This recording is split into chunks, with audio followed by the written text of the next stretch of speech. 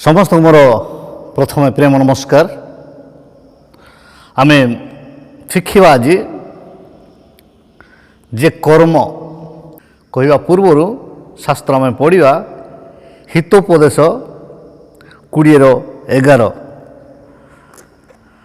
आपणार कर्म निर्मल ओ सरल कि नाही एहा गुटिए पिला सुधा आपणार कर्म द्वारा आपणार परिचय दिए। प्रभु ए पठित वाक्य उपरे आम समस्त को आशीर्वाद करंतु। आम ये देखुचु आपणार कर्म निर्मल ओ सरल कि नाही एहा गुटिए पिला सुधा आपणार कर्म द्वारा आपणार परिचय दिए।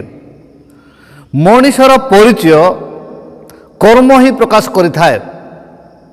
मनुष्यर परिचय कर्म ही प्रकाश करिथाए। मु को कर्म करुछि मोर कर्म मोर परिचय दिए। मु केहु कर्म करिछि मु आज पर्यंत देखि आसुछि जे कर्म जदि निष्फल कर्म जदि फल शून्य ताहले किए पसंद करती नहीं। छोट बेले मो बापा को पचारि नाई मो बापांकर आईन पुस्तक जाक मु पढ़ा आरंभ कली जेहेतु से 63 साल सरपंच थिले तांकर आईन पुस्तक जाक थिला मु ताहा पढ़ा आरंभ कली। किंतु सेते बेलकु मते मो बापा कहले तुम से एटा तुम्हें पढ़ो नहीं हेले तुम बाइबल को पढ़ो तुम्हें बाइबल को पढ़ो ये किसी ना मुझे दिन ठारू मु बाइबल को पढ़ा को आरंभ कली एवं एठी जो विषय में शिक्षा करी अछि आज पर्यंत अति कम से अनेक शिष्य माने बाहरी अछंती। अनेक शिष्य जेतेबेले मु उदयगिरी थिली सेतेबेलकु जने डायरेक्टर मते भेटिले जे आज्ञा आपण को पाई आमर हृदय खाली अछि आपण जेबे आम ऑर्गेनाइजेशन जॉइन करिवे आमे आपण को जॉइन करिवो। मु ताहां को कहली सर आपण को एरिया रे जे माँ माने विधवा होचन ता नुहे आम एरिया रे भी अछंती आम एरिया रे भी अनाथ पिला माने अछंती आम एरिया रे भी बहुत उन्नति बा शिक्षा एवं स्वास्थ्य से मानको ठीक नहीं हेले आपण स्वास्थ्य एवं शिक्षा ए दुईटी जिनिस को जदि आपण प्रथम प्रायोरिटी देबे ताहेले मु आपण सहित मु मिसिक आपण सेवा आपण सहित मु सेवा कार्य करिवे। से कहले आपण कोन करिया चाहउछन्ते मु कहली जे अनाथ आश्रम करिया चाहूची एवं मु मेडिकल गुटे करिया चाहूची। से कहले हो ठीक अच्छे मु आपण को अनाथ आश्रम पाई जन पिला प्रति केते पैसा देले आपण अनाथ आश्रम चलै पारिबे। मु कहली मो पार्टी जहाँ बाहरला जन पिला प्रति आपण 200 लाख दियंतु मु पिला को मु खुजी खुजी आनिक रखिक मु आश्रमटा आरंभ करिवे। तापरे से जन पिला प्रति 200 लाख देले मु 6000 टंका 30टा पिला 30 जन पिला मान पाई धरिक आसिली किंतु 35 जन पिला मान को रखिक मु शेष पर्यंत आरंभ शेष पर्यंत लेखाई आरंभ करने अपेक्षा समाप्त करने भल मु आरंभ शेष पर्यंत आ मत जेते दिन पर्यंत दायित्व दिया होता से दिन पर्यंत तुलेली आ सेति मध्यरु अनेक बाबू माने शिक्षक होती अनेक लोक माने बाइबल कॉलेज लेक्चर होती अनेक लोक माने प्रिंसिपाल होती आओ बाइबल कॉलेज गुड़ाक एवं अनेक लोक माने विभिन्न कर्म लिप्त अछंती। आमे कर्म आमर कर्म तापरे डिस्पेंसरी गुटे कराला आ डिस्पेंसरी मध्य आमर बांडीगुड़ा रे थिला सेठी मध्य ठीक रे चलिले अनेक लोक उपकृत हेले। तापरे देखिली जे आमर बा मो जाति रे माने जन्म होइछंती से माने ईश्वर को वाक्य कहवाक सक्षम नुहंती खाली अन्य कास्ट ଅନ୍ୟ ଲୋକମାନେ କେବଳ ସେମାନେ ତାଙ୍କ ଦାଦା ତାଙ୍କ ପୁତ୍ର ତାଙ୍କ ଭାଇ ତାଙ୍କ ଲୋକ ସେମାନେ ବାଇବେଲ ଟ୍ରେନିଂ ମାନେ ବାଇବେଲ ସ୍କୁଲ ଦେଖିନାହାନ୍ତି, କିନ୍ତୁ ଯିଏ ପାଇଲେ ସେମାନେ ହେବେ, କିନ୍ତୁ ଆମର ଲୋକମାନଙ୍କୁ ସୁଯୋଗ ଦିଆଯାଉ ନାହିଁ। ମୁଁ ସେତେବେଳେ ଦେଖିଲି ଏବଂ ମୁଁ ଚିନ୍ତା କଲି ଯେ ଆମର ଲୋକମାନେ ଈଶ୍ୱରଙ୍କ ପାଖକୁ କହିବା ଦରକାର। 10-12 ଜଣକୁ ନେଇକି ଯେତେବେଳେ ସମ୍ମିଳନୀ ଗଠନ କରାହେଲା, ଆଉ ସମ୍ମିଳନୀ ନାଁ ଦେବା ପାଇଁ ମୁଁ ଭାବିଲି କ'ଣ ଏଇ ନାଁ ଦିଆଯିବ, ଏଇ ସମ୍ମିଳନୀର ନାଁ କ'ଣ ଦିଆଯିବ। ତାପରେ ଜଣେ ଈଶ୍ୱରଙ୍କ ଦାସଙ୍କୁ ମୁଁ ପଚାରିଲି କି ରେଭରେଣ୍ଡ ସାମୁଏଲ ନାୟକ ଉଦୟଗିରି ଅଛନ୍ତି, ତାହାଙ୍କୁ ମୁଁ ପଚାରିଲି ଭାଇନା ମୁଁ ଏଇ ଲୋକଙ୍କ ନାଁ କ'ଣ ଦେବି। ସେତେବେଳକୁ ସେ କହିଲେ ସୌରା ସମ୍ମିଳନୀ ଅଛି, ଯେଉଁ ପ୍ରକାର ସୌରା ଲୋକମାନେ ଈଶ୍ୱରଙ୍କୁ ସେବା ଆରାଧନା କରୁଛନ୍ତି, ଆଶ୍ଚର୍ଯ୍ୟ ଭାବରେ ମାନେ ବହୁତ ତାଙ୍କର ସଂଗଠନଟା ଅଛି, ସେଥିପାଇଁ ଆପଣ କନ୍ଧ ଖ୍ରୀଷ୍ଟିଆନ ସମ୍ମିଳନୀ ଦିଅନ୍ତୁ। ସୌରା ମାନେ ଯେମିତି ସୌରା ସମ୍ମିଳନୀ ଦେଲେ ସେମାନେ ବି କନ୍ଧ ଲୋକମାନେ, ଆମର ଯେଉଁଟା 62 ପ୍ରକାର ଆଦିବାସୀ ଅଛନ୍ତି ସେଥିମଧ୍ୟରୁ ସେମାନେ ବି ଆଦିବାସୀ, ସେମାନେ ସୌରା ସମ୍ମିଳନୀ କରିଛନ୍ତି, ଆପଣ ବି କନ୍ଧ ସମ୍ମିଳନୀ କରନ୍ତୁ। ମୁଁ କହିଲି କନ୍ଧ ସମ୍ମିଳନୀ କଲେ ଲୋକମାନେ ସେଟା ଆକ୍ସେପ୍ଟ କରିବେ କି? ସେତେବେଳକୁ ସେ କହିଲେ ସୁଶାନ୍ତ ନାୟକ କନ୍ଧ ହିଲ୍ ବାପ୍ଟିଷ୍ଟ କରିଛନ୍ତି।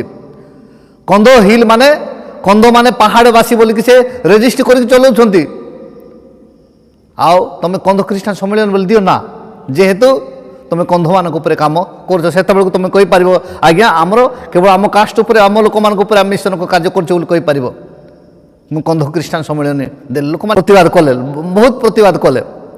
ଯେତେବେଳେ ଜଣେ ଡାଇରେକ୍ଟର ସହିତ ମୁଁ ମିଶିଲି, ସେ କହିଲେ ପାଟମାଝୀ ବାବୁ, ଆମର ଡକ୍ଟର ଡି.ବି. ହୃଦୟ ସାର୍ ମୋତେ କହିଲେ ପାଟମାଝୀ ବାବୁ ଆମେ ସେ କନ୍ଧ ଖ୍ରୀଷ୍ଟିଆନ ସମ୍ମିଳନୀ ନ ରଖିକି ଆମେ ଅନ୍ୟ ନାଁ ଦେଲେ ହେବନି କି? ମୁଁ ସେତେବେଳେ ତାହାଙ୍କୁ କହିଲି ଆଦିବାସୀ କଲେଜ କହିଲେ କେବଳ ଆଦିବାସୀ ଲୋକମାନେ ପଢ଼ୁନାହାନ୍ତି, ସମସ୍ତ ଲୋକ ପଢ଼ୁଛନ୍ତି। ଏବଂ କନ୍ଧମାଳ ଜିଲ୍ଲା ବୋଲି କହିଲେ କନ୍ଧମାନେ ଖାଲି ରହୁନାହାନ୍ତି। କନ୍ଧମାଳ ଜିଲ୍ଲା କାହିଁକି ହେଲା? ଲୋକମାନେ କହିଲେ ଲମ୍ଭୁଭାଇ ସେ କନ୍ଧମାଳ ଜିଲ୍ଲା କଲେ, ଫୁଲବାଣୀ ଭଲ ଥିଲା, କିନ୍ତୁ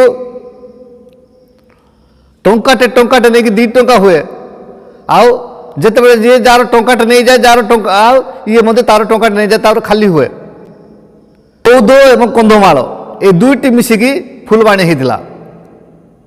ଯେତେବେଳେ ବୌଦ୍ଧକୁ ଯଦି ଅଲଗା କରାହେଲା, କନ୍ଧମାଳକୁ ବି ବୌଦ୍ଧ କନ୍ଧମାଳ ଯେଉଁଟା ଥିଲା ସେଇଟା ମିଶିକି ଫୁଲବାଣୀ ହେଇଥିଲା, ସେଇଟା 2 ଭାଗ କରିଦେଲେ।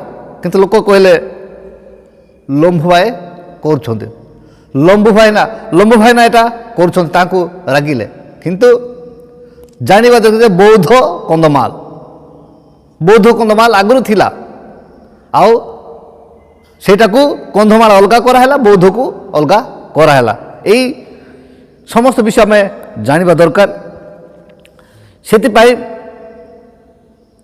ଶାସ୍ତ୍ରରେ ଆମେ ଦେଖୁଛୁ ଏପିସିଓ ମଣ୍ଡଳକୁ ପ୍ରେରିତପାଳ ଲେଖୁଛନ୍ତି 5:15 ଅତଏବ ଅଜ୍ଞାନ ପରି ନ ହୋଇ ଜ୍ଞାନୀ ପରି ନିଜ ନିଜ ଆଚରଣ ସମ୍ବନ୍ଧୀୟ ବିଶେଷ ସାବଧାନ ହୁଅ। ଏବଂ ନିଜ ନିଜ ଆଚରଣ ବିଷୟ ମୁଁ ଯେଉଁଟା କରିବା ଦ୍ୱାରା ଲୋକ, ମୁଁ ଆଜି ବି କହୁଛି, ଏବେ ବି ମୁଁ କହୁଛି, ମୁଁ ଯେଉଁ ଆଚରଣ କରିବା ଦ୍ୱାରା କି ଲୋକ ଉପକୃତ ହେଉଛନ୍ତି, ଆମେ ନିଜେ ଆଚରଣ କରିବା ଦ୍ୱାରା ଲୋକ ଉପକୃତ ହେଉଛନ୍ତି କି ନାହିଁ ସେଇଟା ଦେଖିବାର ଅଛି। ମୁଁ ଉପକୃତ ହେବା ସହିତ, ମୁଁ ଠିକରେ ବଞ୍ଚିବା ସହିତ ମୋ ମାଧ୍ୟମରେ କେତେ ଲୋକ ଉପକୃତ ହେଉଛନ୍ତି କି ନାହିଁ। ମୁଁ ସଦାପ୍ରଭୁ ପରମେଶ୍ୱରଙ୍କୁ ଧନ୍ୟବାଦ ଦିଏ। ଆମ ପଡ଼ୋଶୀରେ ଜଣେ ଭାଇ ଅଛନ୍ତି ଯେ ସେ ବାର୍ଦ୍ଧକ୍ୟ ଭତ୍ତା 500 ଟଙ୍କା, ସେ +2 ପଢ଼ୁଛନ୍ତି, କିନ୍ତୁ ଗୋଡ଼ ଟିକେ ଛୁଟେଇକି ଚାଲିବେ ବୋଲି ତାକୁ 500 ଟଙ୍କା ଭତ୍ତା ଦେଇକି ରଖାହେଇଛି। ସେ ମୋ ପାଖକୁ ଦିନେ କହିଲେ ଦାଦା ମୁଁ ତୁମ ପାଖକୁ ଆସିବି। ମୁଁ କହିଲି ଏ ଲୋକକୁ ପାଇଁ କ'ଣ ସୁବିଧା କରାହେବ? ସେ ଆସିବି କହୁଛନ୍ତି, କ'ଣ କରିଲେ ହେବ? ପ୍ରଭୁ ଏମିତିକା ତାଙ୍କୁ କାମ ଦେଲେ ମାସକୁ 17,000 18,000 ଟଙ୍କାର ଇନକମ୍, ମାନେ ସବୁ ଯେଉଁମାନେ ହାତ ଗୋଡ଼ ଭଲ ଥିବା ପିଲାମାନେ 11,200 ଇନକମ୍ କରୁଛନ୍ତି, କିନ୍ତୁ ସେ ମାସକୁ 17,000 ଇନକମ୍ କଲେ। ମୋତେ ଖୁସି ଲାଗିଲା। ଆଉ ସେ କେବେ କୁହନ୍ତି ନାହିଁ ମୁଁ ମୋର ମାନେ ଗୋଡ଼ ମୁଁ କାମ କରିପାରେ ନାହିଁ, ସେ କେବେ କୁହନ୍ତିନି, ସବୁ ଜିନିଷ କରନ୍ତି ସବୁ ମାନେ ସେ ମାନେ ତାଙ୍କର 2 ମିନିଟ୍ ଆମେ ଯେତେବେଳେ ଫୋନ୍ ଆସେ ଆମେ ଫୋନ୍ ଆସିଲେ କାମକୁ ବନ୍ଦ କରିଦେଉ ଏବଂ ଫୋନ୍ କରିବା ବିଜି କରିଥାଉ। ଆମେ ଫୋନ୍ କଲେ କିମ୍ବା ଯେକୌଣସି ଗୋଟେ କାମ କରିବା ଫୋନ୍ ଆସିଲା ବେଲେ ଆମେ କିନ୍ତୁ ସେ ଫୋନ୍ କରୁଥିବେ କଥା ହେଉଥିବେ କିନ୍ତୁ କାମ ଚାଲିଥିବ। ଇଆଡ଼େ ରୋଷେଇ କରିବେ ସବୁ କରିବେ ଆଉ ସମସ୍ତଙ୍କୁ ହାଏଷ୍ଟ କାମ କରନ୍ତି। ଆମେ 8 ଘଣ୍ଟା କାମ କରୁ କମ୍ପାନୀ ଗୁଡ଼ାକରେ, ସେ କରନ୍ତି 11 ଘଣ୍ଟା କାମ କରନ୍ତି। 11 ଘଣ୍ଟା କାମ କରନ୍ତି, ଘରକୁ ଆସନ୍ତି ଦେଖନ୍ତି ପାଣି ନାହିଁ, ପାଣି ଆଣି ଯାଆନ୍ତି ଏବଂ ସବୁକିଛି ସେ ତାଙ୍କର ଯେଉଁ ଆଖି ଆଗରେ କ'ଣ ପଡ଼ିଥାଏ ସେ ଦେଖନ୍ତି ଏବଂ ସେ ସବୁ ଜିନିଷ ଠିକ୍ଠାକ୍ ରଖନ୍ତି। ଘରକୁ ଝାଡ଼ୁ ମାରିବାଠୁ ଆରମ୍ଭ କରିକି ଦାଣ୍ଡକୁ ବାହାରେ ଯେଉଁଟା ଦାଣ୍ଡ ପଡ଼ିଛି ସେ ଦାଣ୍ଡକୁ ସଫା କରିବା ଝାଡ଼ୁ ମାରିବା ସହିତ ସବୁ ଜିନିଷ ସେ ଟିକି ନିକି ତଦନ୍ତ କରନ୍ତି। କିନ୍ତୁ ମୁଁ ତାକୁ ଭାବୁଥିଲି ଯେ ତାର ତ ଗୋଡ଼ ଏ ପ୍ରକାର ଅବସ୍ଥା, ସେ ଆଉ ଆସିକି କେଉଁ କମ୍ପାନୀରେ କେଉଁ ଜାଗାରେ ମୁଁ ତାକୁ ଜଏନ୍ କରିବି, ମୁଁ 2 ଦିନ ମୁଁ ତା ପାଇଁ ଚିନ୍ତା କରୁଥିଲି। କିନ୍ତୁ ପରମେଶ୍ୱର କହିଲେ ତୁମେ ଚିନ୍ତା କର ନାହିଁ, ମୁଁ ତା ପାଇଁ ଚିନ୍ତା କରୁଅଛି। ମୁଁ ସକାଳେ ପୁଇଲା ବେଳକୁ ସେ ଆସିକି ପହଞ୍ଚିଛି, ସକାଳେ ପୁଇଲା ବେଳକୁ ଜଣେ କଣ୍ଟ୍ରାକ୍ଟର ସହିତ କଥା ହେଉଛି, ଭାଇ ଏମିତି ଏମିତି ଘଟଣା ବୋଲି ଯେତେବେଳେ କହୁଛି ସେ କହିଲା କିଛି ନାହିଁ ମୁଁ ଜଏନ୍ କରିଦେଉଛି। କିନ୍ତୁ ତାପରେ ହାତ ଗୋଡ଼ ଭଲ ପିଲାମାନେ ଯେତେ ଆସିଲେ ମୁଁ କହିଲେ ଆଜ୍ଞା ସେମାନଙ୍କୁ ଜଏନ୍ କରୁ, ସେମାନେ କହିଲେ ଆଉ ଜାଗା ନାହିଁ। ଈଶ୍ୱର ଜଣଙ୍କ ପାଇଁ ଦ୍ୱାର ଖୋଲି ଦେଇଥାନ୍ତି, ଈଶ୍ୱର ଜଣଙ୍କୁ ଆଶୀର୍ବାଦ କରିଥାନ୍ତି, ଈଶ୍ୱର ସବୁ କ୍ଷେତ୍ରରେ ବିଜୟ କରିଥାନ୍ତି, କେବଳ ବିଶ୍ୱସ୍ତ ଦରକାର, ବିଶ୍ୱସ୍ତ ଦରକାର। ସେଥିପାଇଁ ତ ସମୟରେ ଆମେ ଯେ ଜ୍ଞାନୀ ସଲୋମନ ଲେଖୁଛନ୍ତି ଆମେ ଦେଖିଲୁ ଯେ 20ର ହିତୋପଦେଶ 20 ଅଧ୍ୟାୟର 11 ପଦରେ ଆପଣାର କର୍ମ ନିର୍ମଳ କି ସରଳ କି ନାହିଁ ଏହା ଗୋଟିଏ ପିଲା ସୁଦ୍ଧା ଆପଣାର କର୍ମ ଦ୍ୱାରା ଆପଣାର ପରିଚୟ ଦିଏ। ଆଉ ଆମର କର୍ମ ଦ୍ୱାରା ଆମର ପରିଚୟ ପାଇଥାଉ। ସେଥିପାଇଁ ଯେତେବେଳେ ଯୀଶୁଙ୍କ ପାଖରେ ବହୁତ ଲୋକ ଯେତେବେଳେ ଥିଲେ ଯୀଶୁକୁ କହିଲେ ତାଙ୍କର ଶିଷ୍ୟମାନଙ୍କୁ କହୁଛନ୍ତି ତୁମର ଇଚ୍ଛା ଅଛି ଯେ ବଡ଼ ହେବା ପାଇଁ, ତୁମର ଇଚ୍ଛା ଅଛି ନେତା ହେବା ପାଇଁ, ତୁମର ଇଚ୍ଛା ଅଛି ଲିଡର ହେବା ପାଇଁ, କିନ୍ତୁ ତୁମେ ଯଦି ଲିଡର ହେବା ପାଇଁ ଚାହୁଁଛ ତାହେଲେ କ'ଣ କରିବାକୁ ପଡ଼ିବ? ମାଥ୍ୟୁ 20 ଅଧ୍ୟାୟ 26 ଏବଂ 27 ପଦ ଦେଖନ୍ତୁ ଲେଖାଯାଇଛି ଏଠି 26 ଏବଂ 27ରେ ତୁମମାନଙ୍କ ମଧ୍ୟରେ ସେ ପ୍ରକାର ନୁହଁ, କିନ୍ତୁ ତୁମମାନଙ୍କ ମଧ୍ୟରେ ଯେ କେହି ମହାନ ହେବାକୁ ଇଚ୍ଛା କରେ ସେ ତୁମମାନଙ୍କର ସେବକ ହେଉ, ଆଉ ଯେ କେହି ପ୍ରଧାନ ହେବାକୁ ଇଚ୍ଛା କରେ ସେ ତୁମମାନଙ୍କର ଦାସ ହେଉ। ସେଥିପାଇଁ ଯୀଶୁଙ୍କ ଭାଷାରେ ମାଥ୍ୟୁ 7 ଅଧ୍ୟାୟ 16 ପଦ ସେମାନଙ୍କ ଫଳ ଦ୍ୱାରା ତୁମେମାନେ ସେମାନଙ୍କୁ ଚିହ୍ନିବ। ଲୋକମାନେ କି କଣ୍ଟା ଗଛରୁ ଦ୍ରାକ୍ଷା ଫଳ କିମ୍ବା କାନକୋଳି ଗଛରୁ ଡିମ୍ବୁରି ଫଳ ତୋଳନ୍ତି? ଯେ 7:20 ଲେଖା ହେଇଛି ଅତଏବ ସେମାନଙ୍କ ଫଳ ଦ୍ୱାରା ତୁମେମାନେ ସେମାନଙ୍କୁ ଚିହ୍ନିବ। ମାନେ ଫଳ ଦ୍ୱାରା ଜଣଙ୍କର ଫଳ ଦ୍ୱାରା ଆଉ ମାନେ ଲୋକକୁ ଚିହ୍ନିବାକୁ ହେବ ଯେ ଏ ଲୋକ କୀର୍ତ୍ତି ଲୋକ। ସେଥିପାଇଁ କର୍ମ, ସେଥିପାଇଁ ଯୀଶୁ ସେମାନଙ୍କୁ କହିଲେ ତୁମେ ମୋ କର୍ମ ଯୋଗୁଁ ହେଲେ ମୋତେ ବିଶ୍ୱାସ କର, ଆଉ କର୍ମ ତୁମେ ଦେଖ ମୁଁ କେଉଁ କର୍ମ କରୁଛି ଆଉ ତୁମେ ମଧ୍ୟ ସେ କର୍ମ କର। ସେଥିପାଇଁ ତୁମେମାନେ ମଧ୍ୟ ସେ ପ୍ରକାର ପାଳନ କର ଏବଂ ତାଙ୍କର ରାଜ୍ୟ ଅଧିକାର ହେବ। ପ୍ରଭୁ ଏହି ଅଳ୍ପ ଶିକ୍ଷା ଉପରେ ଆମ ସମସ୍ତଙ୍କୁ ଆଶୀର୍ବାଦ କରନ୍ତୁ। ଆମେନ୍। ପ୍ରେଜ୍ ଦ ଲର୍ଡ।